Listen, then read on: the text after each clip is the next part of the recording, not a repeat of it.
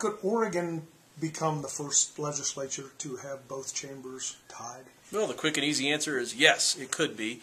Right now, the Oregon House is tied 30 to 30, 30 Republicans, 30 Democrats. They have co-speakers, co-committee chairs, so each committee has a Republican chair and a Democratic chair, and they rotate, running the meetings for that particular committee.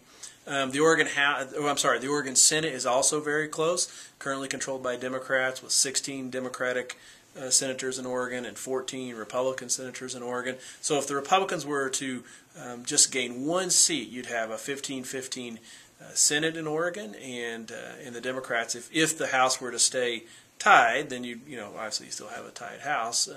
So in every election cycle, there are at least 2 or 3 chambers that wind up tied, and they take many different approaches to how they do business for the next 2 years with a tied arrangement. Sometimes it's not very successful. They are unable to come to a reasonable agreement. Sometimes there's a tie-breaking mechanism that gets sort of brought into play, like the lieutenant governor will break a tie in a Senate or something like that.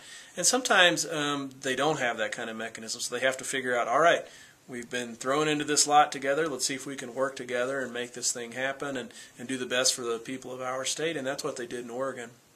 So is it likely? It's hard to tell right now. It's very close in Oregon. Democrats probably have a little bit of an advantage in Oregon, but one of the most interesting things to follow on election night is whether or not that Oregon Senate winds up tied. Does the House stay tied?